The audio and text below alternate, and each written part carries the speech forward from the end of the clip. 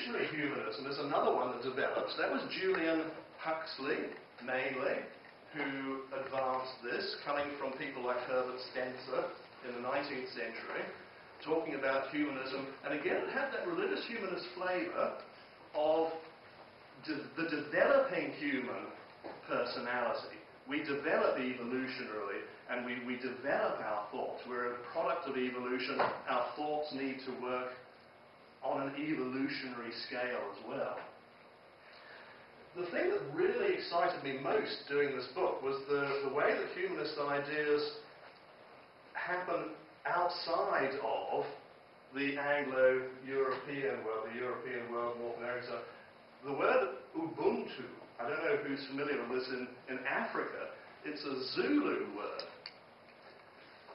And it's really hard to translate, but it really means, I wish I'd printed out the relevant page, it really means working with your family as part of, it's almost like a paideia idea, but instead of education for responsible citizenship, it's more working with your own family as the manifestation of your responsible citizenship. It's got that sort of idea with it. Now, Christian scholars are running with Ubuntu and seeing it as an essentially religious idea, but I also think that it's got a very strong humanist flavour to it. There's nothing specifically religious about it. Of course, this then becomes a question of how you define religion and all of that sort of thing. But it has got a humanistic flavour to it. There's a South African scholar, Ngozi Ramose, who's written a very good book on this, placing Ubuntu within an African philosophical context. Very interesting indeed. So there's a lot happening in African philosophical circles. And one African scholar was at the World's Congress of Philosophy a couple of years ago, and he said that Ubuntu is Africa's philosophical gift to the world. Right? Mark that word, because that's a really exciting idea. I wouldn't be surprised. We need more work on Ubuntu. Among the Muslims, there's this phrase, the ijtihad. Now, I'm not saying this is necessarily a humanist idea, but you have in Islam, I'm already breaking my promise not to speak too long. I'll shut up a minute. You have this dualism in Islam between the taqlid and the ijtihad. The taqlid is formal acceptance of what you're told of outside authority, as opposed to the ijtihad, which is the questioning authority and looking for yourself, finding out, making your own discoveries. Now, within the Muslim context, this does not allow for an answer, finding an answer that would reject Allah. It does not allow that. So Muslim humanism remains a lot more clearly theistic than in other areas. But I think it would be wrong to say that this is not a humanism.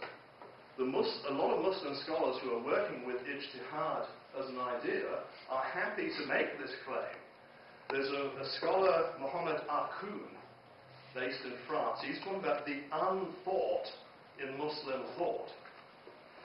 And there are things not being thought because people are scared, basically, that they're going to be persecuted. As we're seeing in the Muslim world now, it's not the strong point of democracy in the world. Right? So making radical claims, thinking outside the square in many Muslim societies is something you do at your peril. And there's this blockage, this sort of intellectual constipation of the unthought in the Muslim world. And what a lot of the Muslim scholars are doing is pushing this notion, this Muslim notion of the ijtihad, as a way to unblock the pipes of Muslim thought toward a more free and intellectual and rational expression of Islam. Very exciting. Very exciting idea. In India, you have the distinction between the orthodox and the unorthodox variant of Hinduism. for religion scholars here, you know this. Hinduism, it's difficult to see Hinduism as a religion. It's a way of life. If a Martian came down to New Zealand and looked at absolutely everything in New Zealand, barbecues, jandals, buzzy bees, earthquakes, the Southern Alps, the lot, and they came up with the word Kiwiism to explain what they've seen. That's what Hinduism is. It's not a word that suggests a discrete body of belief. The word came up in the 18th century from the English, who went to it and thought, what the bloody hell's going on there? How do I explain this? They came up with the word Hinduism to explain what they couldn't understand. Right?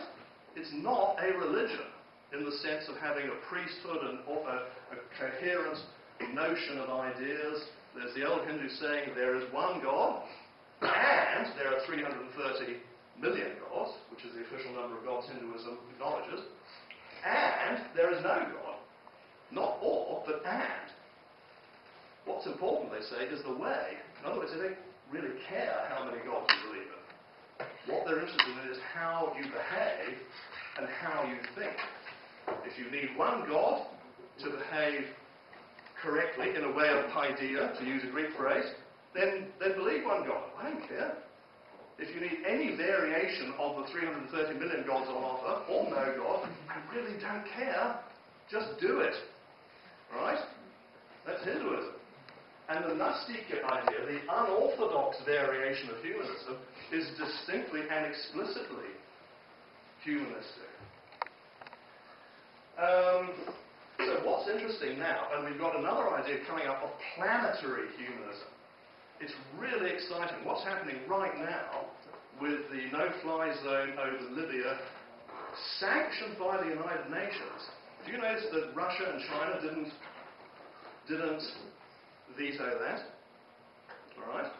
So we've got a developing corpus of international law. Yes, it's inconsistent. Yes, there's this and that and there's that. But don't confuse the wood for the trees. What we've got is a developing body of international law. And we have a possibility here of, under United Nations sanction, a murderous tyrant like Gaddafi being brought to justice.